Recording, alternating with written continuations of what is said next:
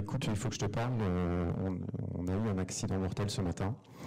Un intervenant était seul chez un client. Il s'est retrouvé bloqué par un objet lourd. Le dispositif homme mort s'est déclenché, mais les secours ne sont pas arrivés à temps. Et il est décédé très rapidement. Je comprends pas. On a mis en place document unique, les plans de prévention. On a une équipe de préventeurs tout autour du ventre. Qu'est-ce qui se passe aujourd'hui?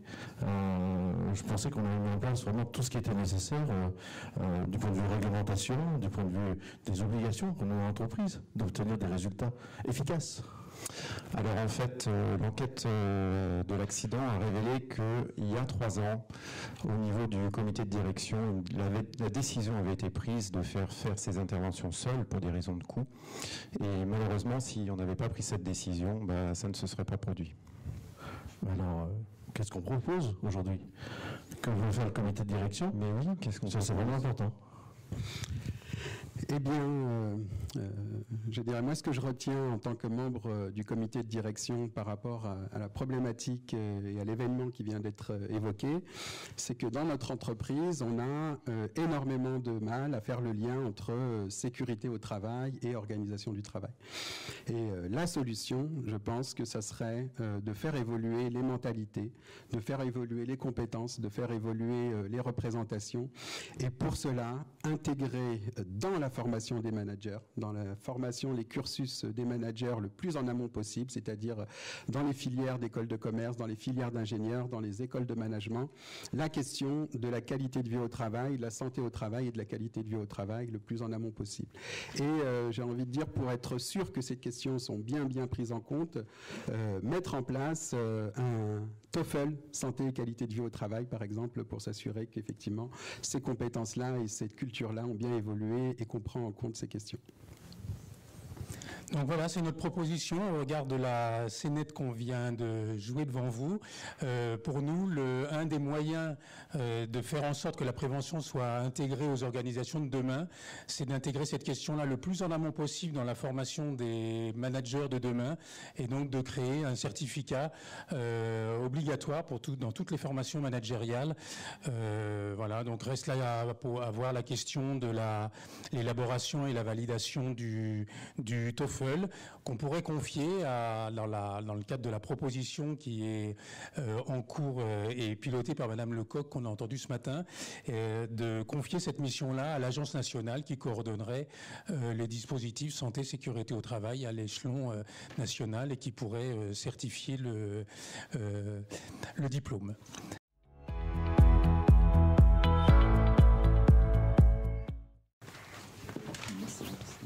Agnès.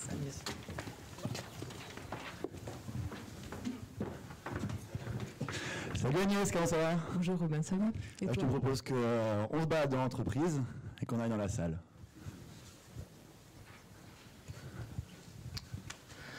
Dis donc, ils ont l'air heureux tes salariés, hein? Ouais. Et donc quand je vois comment ça se passe chez moi, ils viennent tous à reculons. J'ai investi je ne sais pas combien d'argent pour avoir les services d'un préventeur, et je les oblige à porter les EPI, à mettre en place les équipements de protection collective. J'ai des accidents en pagaille, les gens s'en vont dès qu'ils sont opérationnels, je ne sais plus quoi faire. Comment t'as fait, toi? Eh ben, en fait, quand j'ai commencé, j'avais le même constat que toi, c'est que je mettais beaucoup en place de réglementation et je me rendais compte que les gens subissaient, cette réglementation. Ça ne prenait pas sens pour eux. Donc, du coup, je suis parti d'un constat d'aller chercher ce qui faisait sens pour eux. Et je suis parti d'une première idée en place, c'est de mettre un hackathon avec tous les salariés de l'entreprise. D'aller travailler sur qu'est-ce qui fait sens en termes de prévention, dans quel moment ils vont pouvoir intégrer et co-construire ensemble la prévention, puisqu'on en est tous acteurs. Mais tu dis tous les salariés étaient impliqués? Tous les salariés, on a pris tout le monde du RH jusqu'au compagnon qui est sur le terrain. À la suite de cet hackathon, on a eu une deuxième proposition qui est rentrée, c'est de faire un système d'open source au sein de l'entreprise. Plateforme open source pour aller chercher la co-responsabilisation de nos collaborateurs, d'aller les interroger dans les solutions qu'on mettait en place. Parce qu'on cherchait des solutions, on allait les interroger au quotidien, de voir si ça faisait sens pour eux, s'il y avait toujours, entre guillemets, l'adéquation entre leurs besoins et ce que nous souhaitons. Et eux aussi, ils pouvaient donner des suggestions comme ça sur la prévention à leur poste? Totalement, c'est le principe de responsabiliser l'ensemble des collaborateurs au sein d'une entreprise. Et après, dans un dernier temps, en fait, on est arrivé de mettre la prévention au sein même de l'environnement, au sein même aussi des achats. Dans le sens où on a construit des critères opérationnels pour aller en fait travailler sur les appels d'offres, pour aller mieux choisir nos collaborateurs, mieux choisir nos clients, même si ça signifie d'avoir un coût supplémentaire par rapport à ça. Ça va coûter cher, non? Alors, on ne va pas te mentir qu'il y a effectivement un investissement en argent. Mais on a aussi essayé de regarder la performance derrière, comment est-ce qu'on avait gagné. Donc, je ne vais pas vous sortir les vieux critères qu'il y avait à la place, le turnover, l'absentéisme, ça c'est un peu l'ancien temps. Ce qu'on a regardé en termes de modification, c'est voir l'attractivité d'entreprise. C'est-à-dire que maintenant, par rapport à mes postes, j'ai plus 5 CV, j'ai beaucoup de personnes qui veulent venir intégrer mon entreprise. Et en termes de clientèle aussi, dans le sens où mes clients sont beaucoup plus fidèles, restent chez nous et aussi nous revendent auprès de nos collaborateurs, ce qui est pour nous un critère de prévention et de performance au sein de notre entreprise. Oui, bon, tu es heureux, quoi. Plutôt oui. Bravo.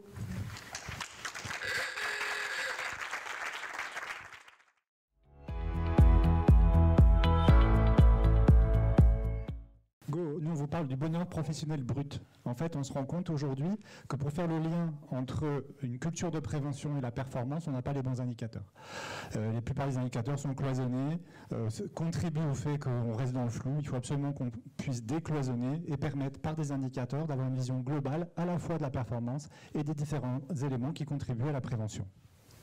Donc, notre proposition de valeur, c'est de mettre en place un indicateur national annuellement, qui serait à destination de toutes les entreprises d'une même branche et qui noterait à la fois chaque salarié individuellement, mais aussi l'entreprise, son niveau de performance en prévention.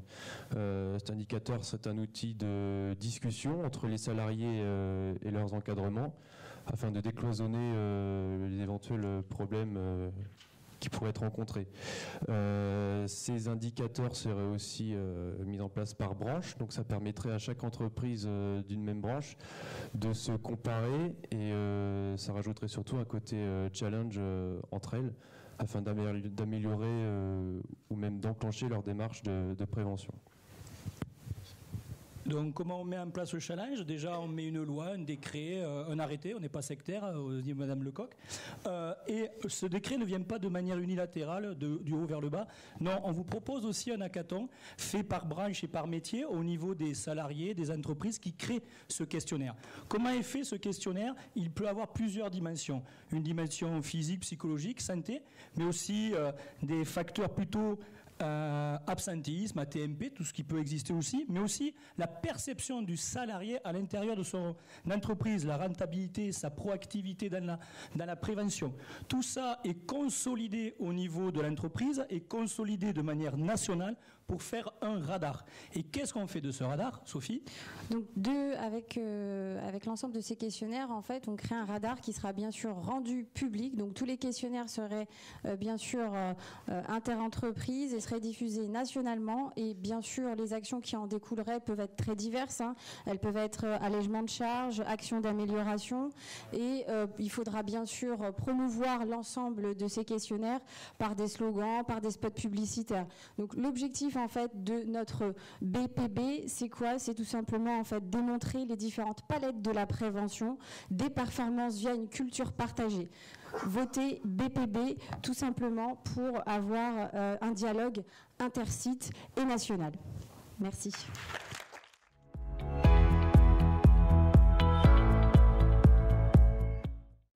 Notre question, c'était de rendre la prévention sexy. Et pour ça, on avait 2 idées. Et la première, on en avait 3, pardon, excusez-moi. La première, c'était que j'enlève ma veste. Mon beau t-shirt. La deuxième, c'est Didier. La deuxième, alors pour rendre la prévention plus attractive, on se rend compte en fait que la prévention, ça reste un sujet quand même de spécialistes. Voilà, c'est un peu hors sol, il n'y a que nous ici, il n'y a que des spécialistes. Donc comment est-ce qu'on fait en sorte que ça rentre dans l'entreprise et que ça touche l'entièreté des parties prenantes dans l'entreprise? Alors on s'est dit que souvent, on embauchait des gens parce qu'ils étaient compétents, c'est super, on embauche le meilleur, ce serait une erreur de faire autrement, et puis on lui demande de se conformer à un moule et d'appliquer un process. Voilà. Sauf que c'est un professionnel qui a du savoir, qui sait faire, qui peut apporter au niveau de de l'entreprise, qui peut apporter des savoirs, bien sûr, qui peut apporter des enrichissements et qui peut être une source lui-même de progrès et d'amélioration tant des conditions de travail que des performances de l'entreprise. Donc on s'est interrogé sur quels auraient été les moyens, quels pourraient être les moyens pour permettre à l'entreprise de créer cette dynamique au sein d'elle-même pour créer de l'enrichissement, créer des améliorations de conditions de travail, mais aussi de sa performance. Très bien, on y est. Merci pour la performance. Donc, on a pensé à déjà essayer de capitaliser les expériences intéressantes dans le sujet. Bon, l'hackathon en est un exemple sans aucun doute. On a aussi des expériences qui sont fonctionnelles, assez peu relayées, qui sont les expressions d'échange des salariés. On a aussi une expérience qui a été menée dans différentes entreprises de prévention par écoute, qui permet d'associer l'entièreté de l'entreprise à la prévention des risques. Et de cet enseignement-là, on pourrait très bien imaginer avoir un développement d'une nouvelle organisation du dialogue social dans l'entreprise, avec des décisions législatives qui reformatent ça, et en même temps, travailler les outils qui permettraient donc aux entreprises d'utiliser ces savoirs au niveau de tous les salariés, de la chaîne de management intermédiaire et du top management, pour utiliser les savoirs et les savoir-faire pour augmenter la performance de l'entreprise. Voilà. Le dernier point, en 30 secondes, l'idée c'est d'organiser et de sécuriser le parcours professionnel à l'intérieur des entreprises et donc de mutualiser au niveau des organismes régionaux un parcours professionnel une fois que les salariés ont eu un accident du travail, un accident de vie, dans le cadre de l'accès à la formation, l'accès à un emploi au sein de l'entreprise ou en dehors de l'entreprise. Merci de votre écoute.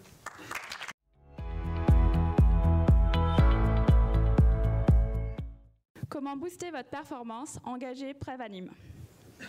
Bonjour, Aurélie, agent de conditionnement, je suis Prévanim. Bonjour, Karen, je suis manager d'équipe, je suis Prévanim.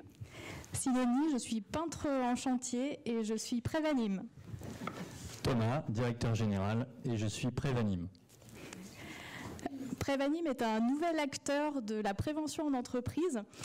Il consiste en un animateur de prévention tournant. Donc le préventeur d'aujourd'hui devient un coordinateur de prévention et chaque salarié devient un Prévanim.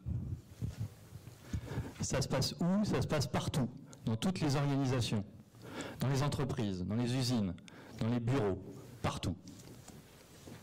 Ça se passe quand? Ça se passe tout le temps.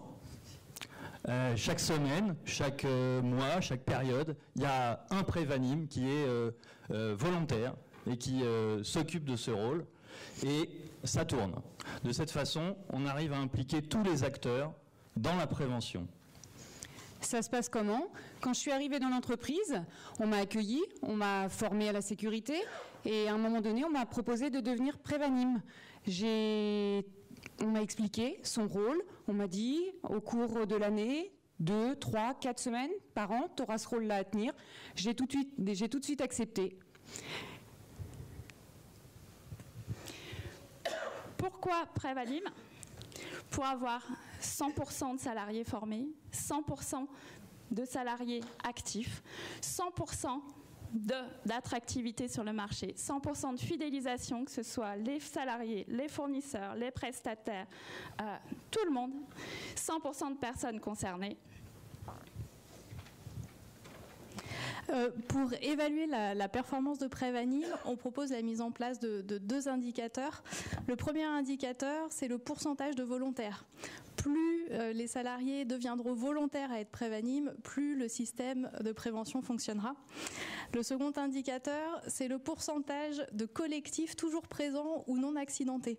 L'idée étant d'impliquer tout le monde, c'est l'objectif que les salariés soient présents et soient en santé et non accidentés, d'où la création de ce second indicateur. 100% de performance. Pour le collectif. Pour le salarié. Pour le salarié. Et pour l'entreprise. Nous sommes tous Prévanim.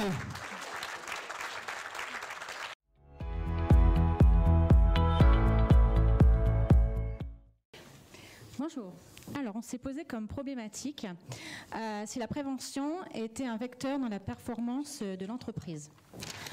Comme objectif, on s'est dit qu'il fallait faire en sorte que l'État soit facilitateur et incitateur dans la prévention des risques et la promotion de la santé.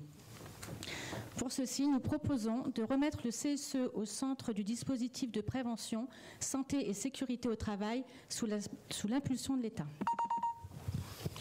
Donc c'est vrai que nous avons longuement réfléchi, des heures et des jours entiers, pour justement avoir une vue d'ensemble sur une réflexion qui porte sur justement cette problématique.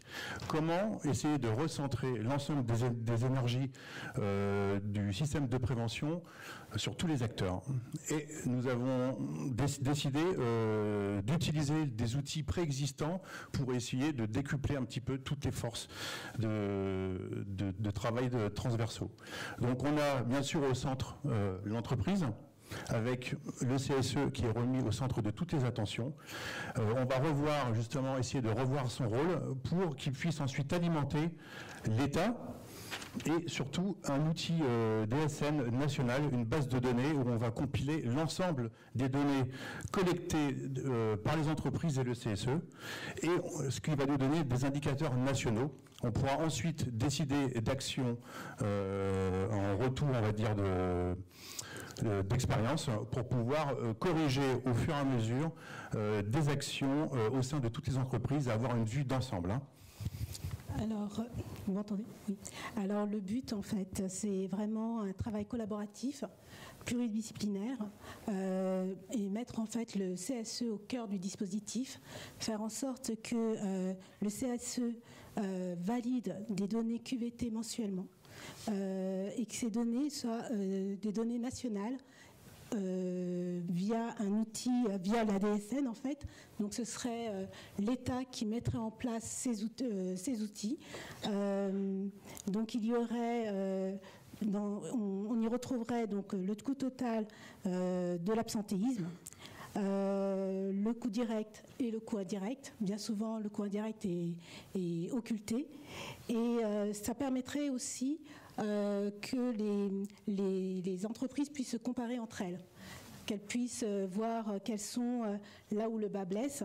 Et le CSE pourrait effectivement alerter sur les données de façon mensuelle et pas annuellement, et qui soit aussi le porte-parole de la prévention des risques professionnels au sein de l'entreprise. La base de données que l'État mettrait en place permettrait aussi de mettre en place un retour d'expérience. Toutes les...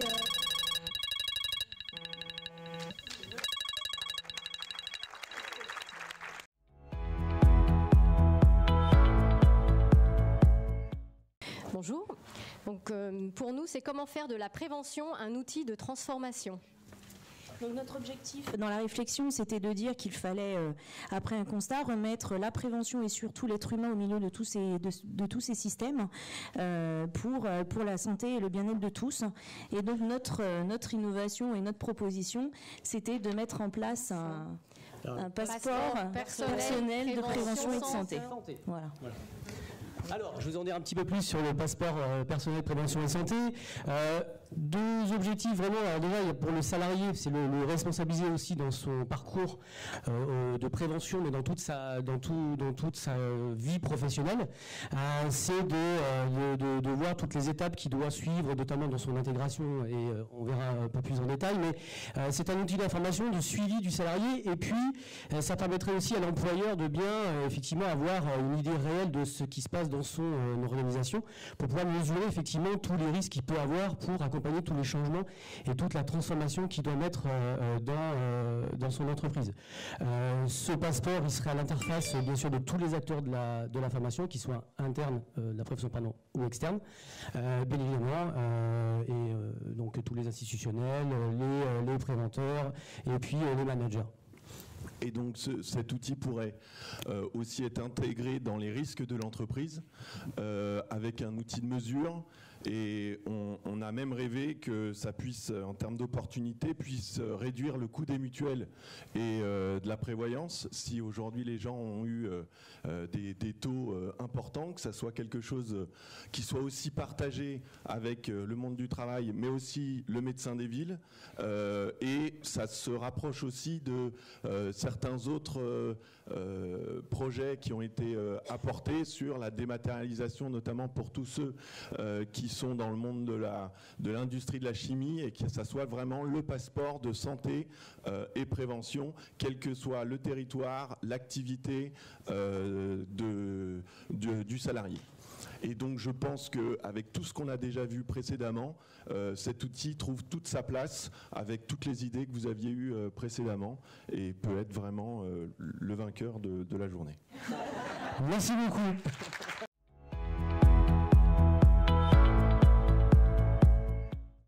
Alors, notre question, comment passer d'une prévention d'expertise à une prévention apprenante ?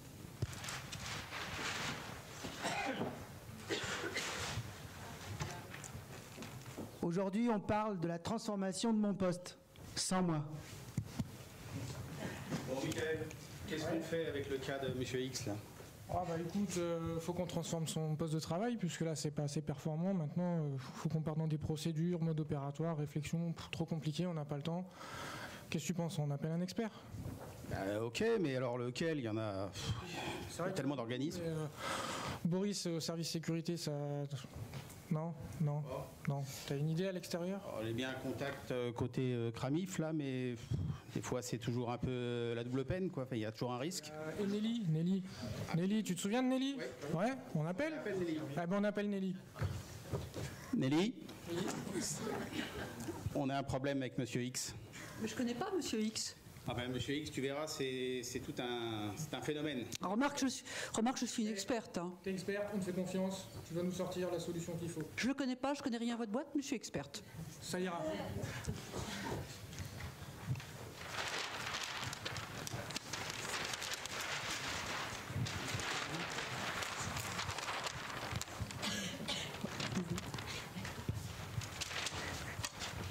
Et demain ? Prévention ? Formation ? Enseignement ?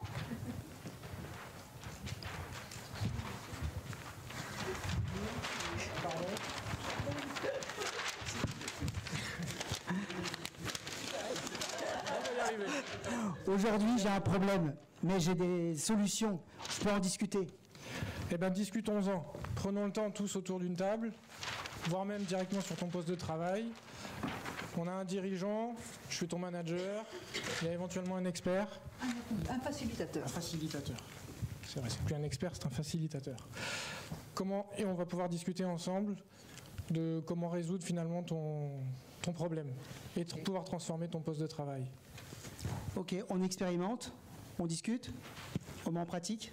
Exactement. Donc l'objectif, effectivement, c'est que dans l'entreprise, tout le monde est monté en compétences avec de la formation professionnelle. On a intégré de la formation aussi depuis le début, à l'école, forcément, dans les cursus de formation des professionnels. Et au final, tout le monde devient acteur de la prévention au sein de l'entreprise, au sein de la société civile. Et ensemble, on cherche tous à chaque fois les solutions, les adaptations, les évolutions à mettre en place de façon collégiale. Par la coopération. Par la coopération. Et la pratique, surtout, dans les formations. Merci.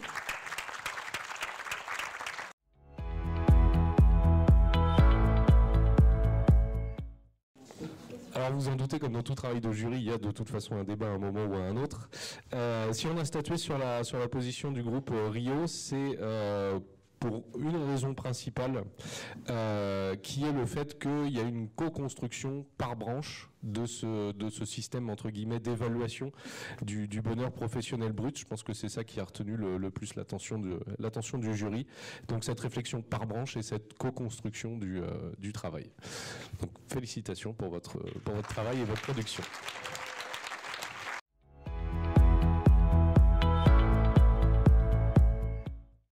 Alors, voilà, avant voilà, d'exulter. Déjà, on a souligné l'animation théâtrale qui était réussie, donc bravo, félicitations. Ça va pas de soi de pouvoir comme ça se mettre en scène. Ce qui nous a, on va dire, séduit dans votre approche, c'est en fait d'aborder le sujet de la formation initiale, qui effectivement apparaît pas forcément de manière très... On n'en a pas parlé durant la journée. Pour autant, ça peut être, on l'a pensé nous en tous les cas, une idée intéressante à réinsérer dans la réflexion globale qui sera menée par Charlotte Lecoq de façon paritaire, j'imagine. L'autre élément qui nous a beaucoup intéressé, c'est que, si on l'a bien compris, vous faisiez en fait réfléchir alors pas le guichet unique, mais France Santé Travail, sur justement la formalisation de ce dispositif ou de cette certification. Donc là, c'est une manière de réintroduire et de donner de la valeur aussi au dispositif qui est pensé au travers du rapport Lecoq. C'est une idée qui existe depuis longtemps, qui n'a jamais vraiment pris depuis quelques années, depuis William Dahl. Donc c'est pour ça qu'elle parle de Micro. Je disais, c'est une idée qui existe depuis pas mal d'années, depuis le rapport de William Dahl. Donc l'idée, c'était bien de le réintroduire aujourd'hui dans le contexte de ce rapport. Et le fait de pouvoir faire le lien peut-être avec cette nouvelle instance et de lui proposer un sujet sur lequel maintenant elle peut vraiment effectivement avancer. Voilà. Et puis encore une fois, voilà, l'idée de remailler la démarche de prévention sur l'amont, c'est-à-dire le prendre le plus tôt possible. Et effectivement, je pense, avec beaucoup de préventeurs dans la salle, une des façons justement de faire évoluer une culture de prévention, c'est de s'appuyer sur ceux qui n'ont pas encore de culture forcément d'entreprise et de travers justement liés à leur activité professionnelle. Donc bravo messieurs. Bravo.